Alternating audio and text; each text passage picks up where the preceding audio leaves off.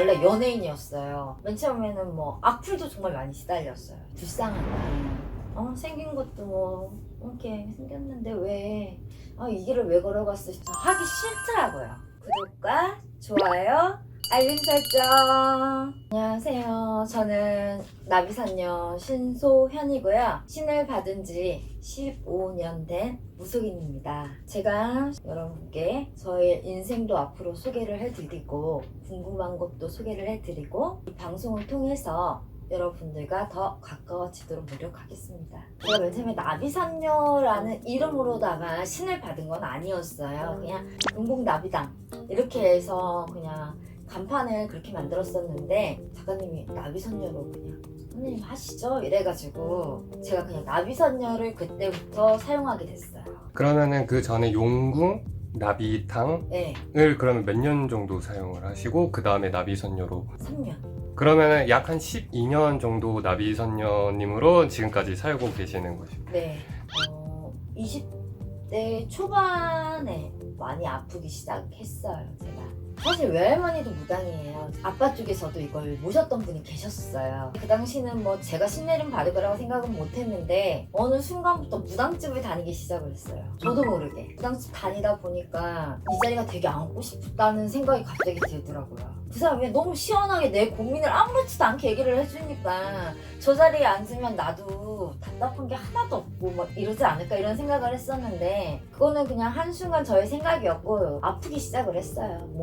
몸이 아프기 시작을 하다 보니까 막 집에 안 좋은 일도 막 생기고 밥도 못 먹고 살도 빠지고 아무것도 못하는 상황이 오게 되더라고요. 신바람이라고 그러죠. 신을 받기 전에. 그러다 보니까 아빠는 저를 데리고서는 정신과도 데리고 가고 뭐 딸이 왜 그래요 막 이러고 있다가 딸을 무당을 만들지 말아야 된다는 부모의 마음으로 굿링굿이라는 걸 하게 됐어요. 근데 굿을 하다 보니까 제가 제 굿을 다 해버렸어요. 그냥 그 자리에서 무당이 뭘 하는 거 없이 나는 누가 왔고 이러면서 그냥 그 자리가 그냥 신구처럼 돼버렸어요. 그러면 선생님 같은 경우는 이제 어찌 보면 세습으로 연결이 되는 거예요. 세수무죠. 우선은 할머니가 무당이다 보니까 할머니 주변에 많은 무당들도 있었으니까 이제 물어도 봤겠지만은 사실 저는 그 전부터 저 같은 무속인이라고 하죠? 그런 친구가 하나 있었어요. 무속인이 친구였어요. 제 친구. 그 친구가 힘들 때마다 제가 가면 이런 것들을 하나하나 이렇게 알려주더라고요. 공부하듯이 그때는. 근데 그때는 그냥 그래 그냥 별거 아닌 것처럼 막 기도도 쫓아다니게 되고 저 부채방울도 갖고 싶고 막 이런 순간이 막 이렇게 오는 거예요. 남들은 막 저런 게 뭔데 막 이러는데 나는 막 저런 게 다 갖고 싶어. 막 꿈에 막 보이고 막 그런 것들이. 그러다 보니까 안 받을 수 있는 상황이 오지가 않더라고요. 제 입에서 너는 받아야지만 살 수 있다고 나오더라고요. 입에서 말이. 그러다 보니까 부모님의 반대는 딸을 살려야 되기 때문에 허락을 해주신 거죠. 근데 저는 그렇게 생각하지 않았어요. 그냥 내가 들어가고 싶은 집이면 신령님도 앉고 싶은 집이 아닐까? 그렇게 생각을 했어요. 내가 신령님을 모셔야 되기 때문에. 신령님 또한 저랑 하나라고 저는 생각을 하는 거예요. 신도 이걸 따지고 저걸 따지고 저걸 따지면 끝이 없어요. 사람도 그렇잖아요. 뭘 갖다가 막 따지면 끝이 없듯이 내가 좋다는 집으로 들어가면 신령님도 좋아하시겠지. 왜 내 마음이 편하면 신령님 마음도 편할 테니까.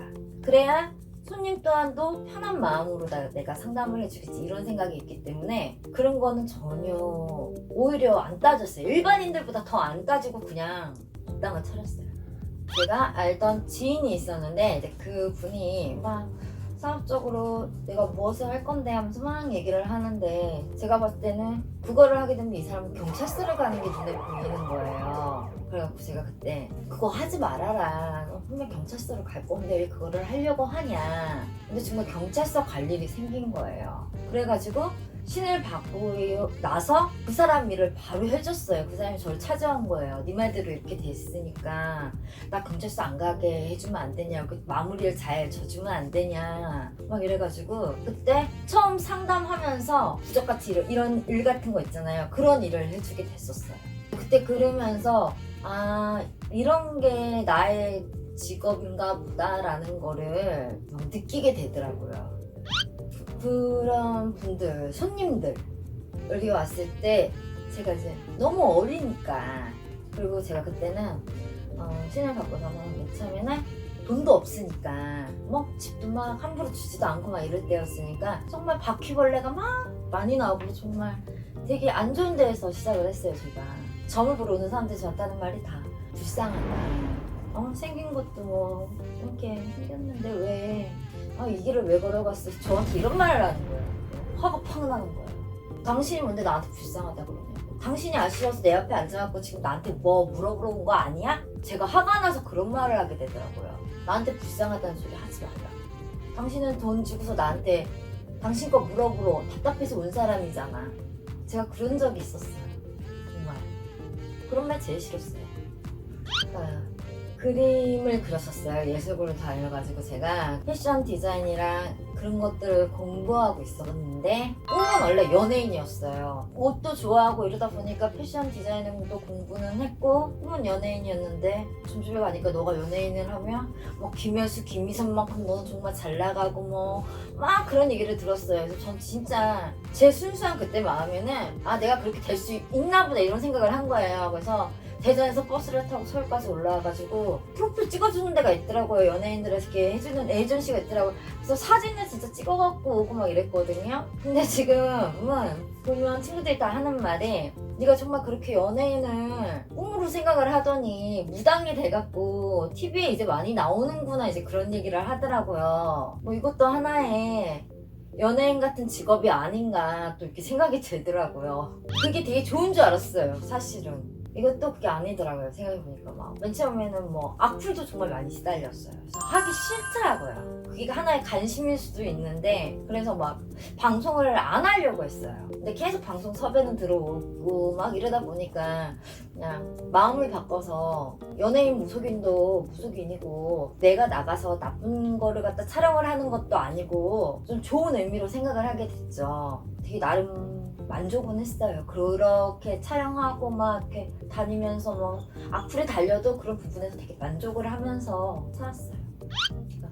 예전에는 방송을 나가다 보니까 굳이 뭐 유튜브라는 게 나왔어도 사실 뭐 돈 주고 나를 광고해? 이런 생각을 한 적이 있었어요. 그래서 별로 뭐 유튜브를 해야 되나? 이런 의미를 많이 생각을 했는데 손님들이 그런 얘기를 많이 하더라고요. 요즘에 유튜브를 되게 많이 찍어서 거기를 가서 점을 보고 왔는데요.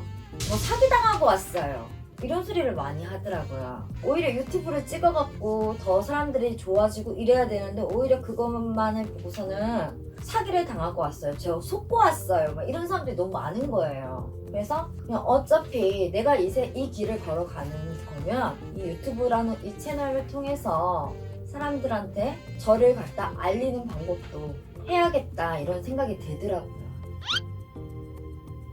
요즘은 무속인이 무속인한테 정말 받아야 될 무속인을 내리게 해야 되는 게 맞거든요. 무속인이 된다는 거는 그 순간부터 인간도 아니고 진짜 풍부한 사람도 아니고 신을 모시는 사람이기 때문에 진짜 잘 받아야 돼요. 근데 지금은 너나 할 거 없이 그냥 안 받아도 되는 사람들이 너무 많이 신을 받았어요.